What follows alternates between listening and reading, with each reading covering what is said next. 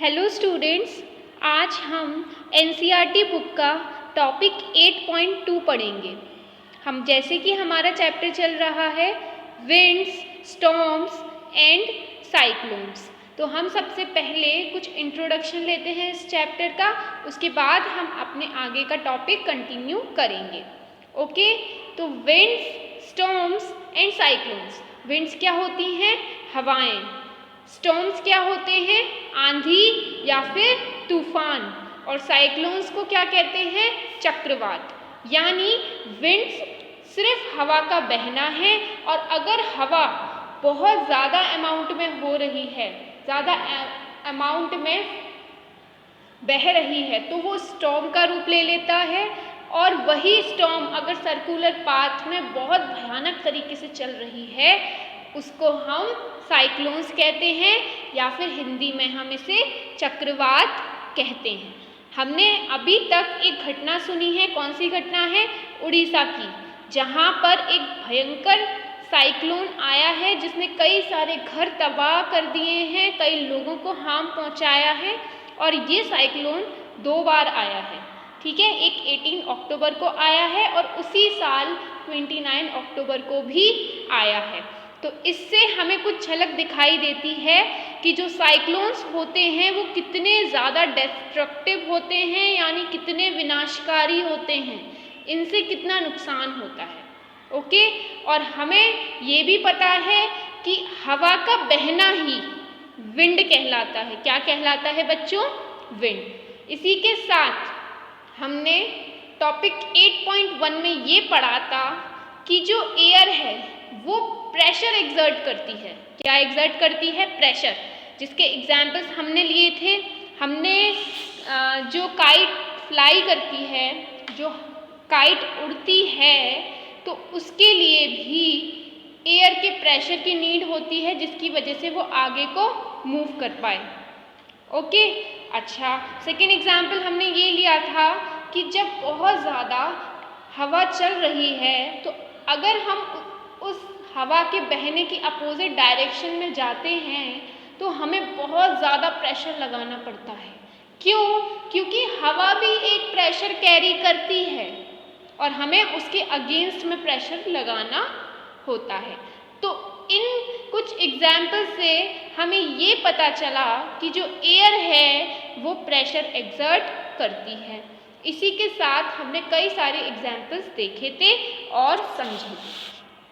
ठीक है बच्चों, आज हम आगे का टॉपिक पढ़ेंगे 8.2। High speed winds are accompanied by reduced air pressure। High speed यानी उच्च गति वाली, ऊंची गति वाली। Winds are accompanied by reduced air pressure। पहले इसकी हिंदी समझेंगे।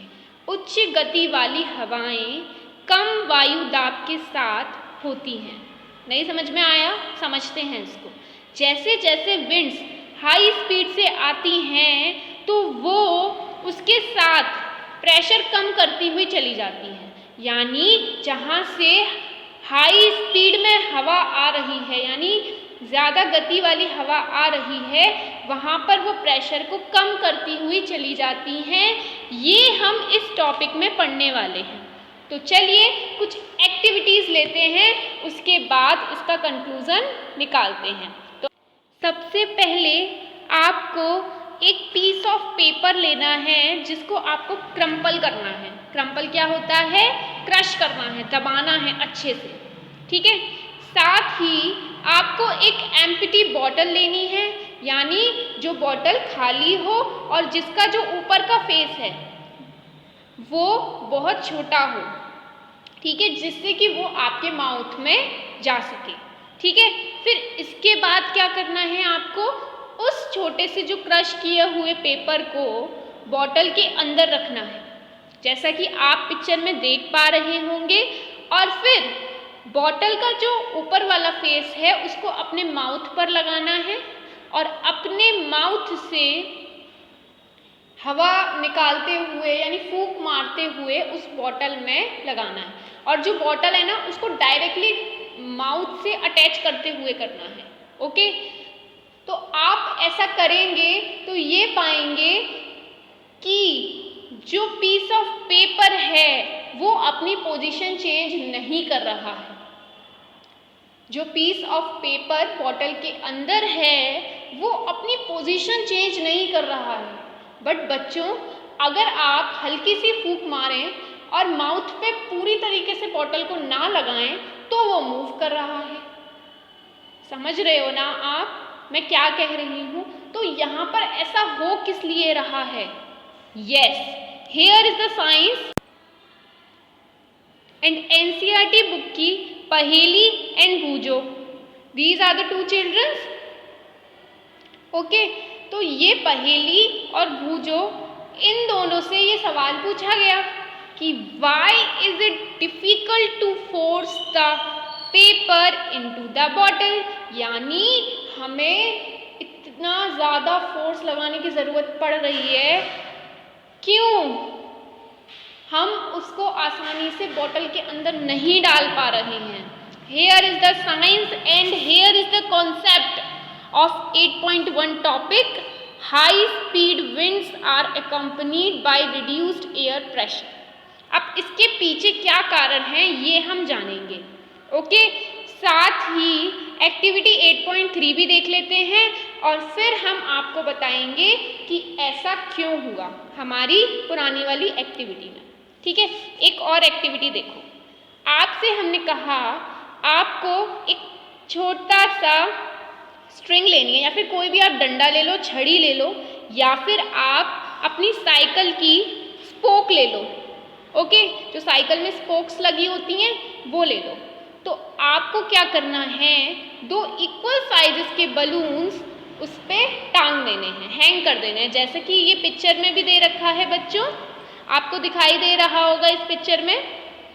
इन्होंने क्या किया है, इक्वल साइज वाले बलून्स, एक ये रहा एक ये रहा, इन दोनों को एक स्पोक पे टांग दिया है और फिर उन बलून्स के बीच में फूंक मारता है। तो लेट अस नोटिस्ड,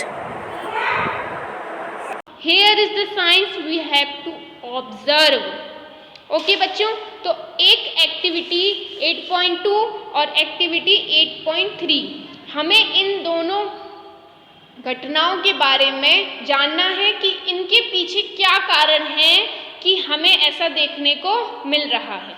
ओके बच्चों, चलिए साथ ही हम एक और एक्टिविटी देखते हैं, फिर तीनों का कंक्लूजन हम साथ में निकालेंगे।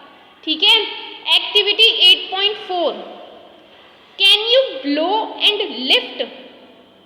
आपसे क्या पूछ रहे हैं, क्या आप फूंक मार सकते हो? ब्लो का मतलब क्या होता है, फूंक मारना। लिफ्ट का मतलब क्या होता है, उठाना।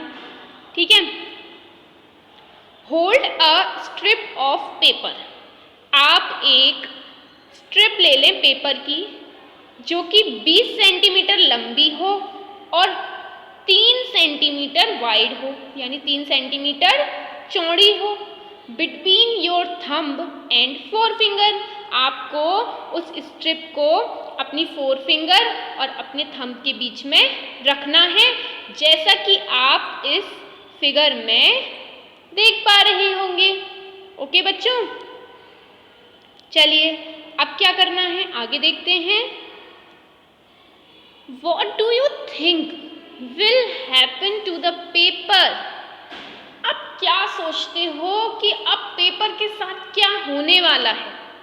ठीक है, अब हम इन तीनों एक्टिविटीज़ को समझेंगे कि जो हमने ऑब्जर्व किया एक्चुअली वहाँ क्या हो रहा है। ओके बच्चों, तो 8.3, 8.2, 8.4 यही तो एक्टिविटीज़ हैं।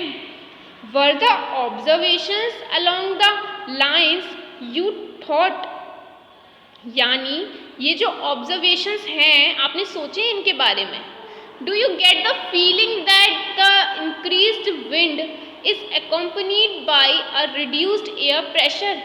क्या आपको इन तीनों एग्जाम्पल में थोड़ा सा भी ये समझ में आया कि जैसे जैसे स्पीड विंड्स आती हैं वो प्रेशर को कम करती हुई चली आती हैं? समझ में आ रही है? अब देखो कैसे हो रहा है और क्या हो रहा है। फर्स्ट एक्टिविटी देखते हैं, फर्स्ट यानी 8.2 वाली। When we blow into the mouth of the bottle, हमने अपने मुंह में बॉटल को लगाकर फूंक मारना शुरू किया। The air near the mouth has higher speed, जो हमारे मुंह से हवा आ रही है वो बहुत ज़्यादा स्पीड में आ रही है। This decrease the pressure there, और इसकी वजह से जो हमारे मुंह में प्रेशर है वो कम हो गया। The air pressure inside the bottle is higher than near the mouth, और जो प्रेशर बॉटल में है वो ज़्यादा है और हमारे मुंह से हवा निकल रही है, इसीलिए हमारे मुंह में जो प्रेशर है हवा का वो कम है। समझ में आ रहा है आपको? The air inside the bottle pushes the ball out, और जो बॉटल के अंदर प्रेशर है वो ज़्यादा है और उस प्रेशर की वजह से वो उस बॉल को बाहर की तरफ रखना चाह रही है। और हम क्या कर रहे हैं, हम अपने मुंह से फूंक मारते जा रहे हैं, बट हमारे मुंह में लो प्रेशर है जिसकी वजह से जो बॉल है वो मूव नहीं कर रही है। समझ में आई आपको 8.2? That is clear? अच्छे से समझ में आ गया? आपको कोई भी डाउट हो then you must write in your comment box. आगे पढ़ते हैं। एक्टिविटी 8.3 हमने पढ़ी। आपने कुछ सोचा कि ऐसा क्यों हुआ होगा या फिर ऐसा क्या हुआ होगा जब हमने एक स्पोक के साथ, किसके साथ, एक स्पोक के साथ 2 बलून्स को हैंग किया, तो ऐसा क्या हुआ होगा? कुछ सोच सकते हैं बच्चों आप? आपको क्या देखने को मिला जब आपने ऐसा किया? चलिए देखते हैं। In activity 8.3 you saw that when you blew between the balls, यानी जब आपने उन बलून्स के बीच में से हवा मारना शुरू किया तो फिर क्या होगा? वो जो 2 बलून्स होंगे वो एक दूसरे के टुवर्ड्स जाएंगे, ठीक है, यानी एक दूसरे के पास जाएंगे। How could this happen? हमें ये पता चला कि ऐसा करने पर क्या हो रहा है कि जो बलून्स हैं वो एक दूसरे के पास जा रहे हैं। तो हो क्या रहा है? This could happens if the pressure of air between the balloons were somehow reduced, और ऐसा तभी हो सकता है कि जो प्रेशर है उन दोनों बलून्स के बीच का वो कम हो गया है। तो यहाँ से भी बच्चों क्या कंक्लूजन निकल रहा है कि जैसे ही आप मुंह से हवा मारते हो या फिर फूंकते हो, ठीक है, तो फूंकने के साथ साथ जैसे आप फूंकते जाते हो, जिस स्पीड से हवा बह रही है, आपका फूंकना हवा का बहना, ठीक है, दोनों एक ही बात हो गई यहाँ पे, यानी आपके मुंह में से हवा निकलना, तो वो साथ के साथ प्रेशर को कम करती हुई चली जा रही है और इन दोनों बलून्स के बीच में प्रेशर कम होता जा रहा है। इसकी वजह से ये जो 2 बलून्स हैं ये टुवर्ड्स जा रहे हैं, यानी एक दूसरे के पास जा रहे हैं। चलिए बच्चों, एक्टिविटी नंबर 8.4, ठीक है। In activity 8.4 you saw that when you blue over the paper strip, अब पेपर स्ट्रिप ली थी हमने एक्टिविटी 4 में, तो जब आप उस पेपर स्ट्रिप में फूंक मारोगे तो क्या होगा? इट वेंट अपवर्ड्स, वो फूल जाएगी ऊपर की तरफ, ठीक है। Again this could happen if blowing over the paper reduce the air pressure above the strip, और ये तभी हो सकता है जब आप फूंक मार रहे हो तो जो पेपर है, पेपर, ठीक है, पेपर है वो उसका जो प्रेशर है, एयर प्रेशर, वो कम होता चला जा रहा है स्ट्रिप्स के ऊपर। समझ रहे हो? इसकी वजह से वो ऊपर की तरफ उठना शुरू कर देगा।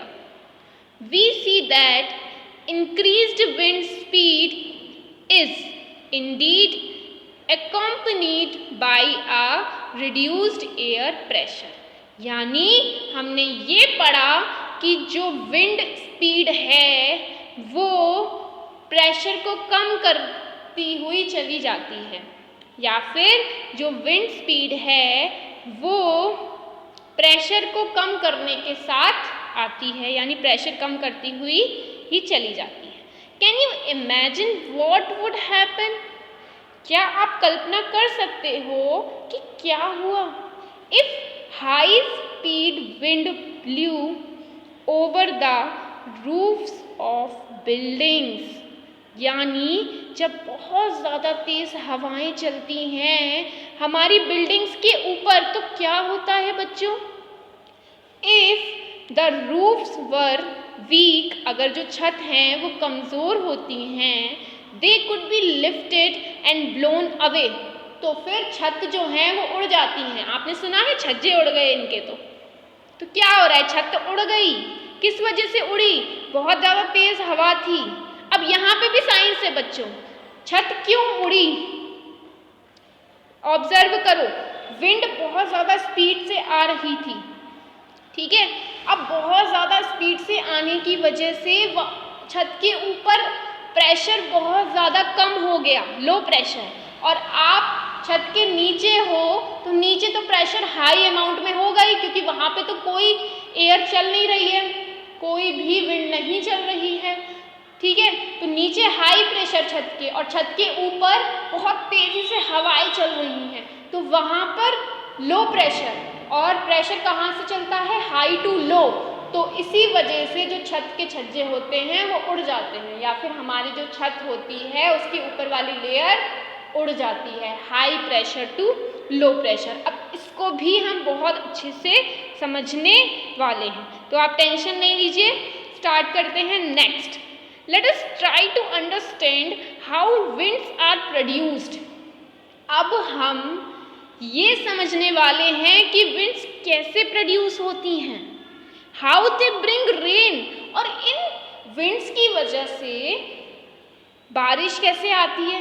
हम पहले ये देखेंगे हवा कैसे चलती है, फिर देखेंगे कि बारिश कैसे आती है, and how they can be destructive sometimes, और कभी कभी ये काफ़ी ज़्यादा विनाशकारी भी साबित हो जाती है हमारे लिए।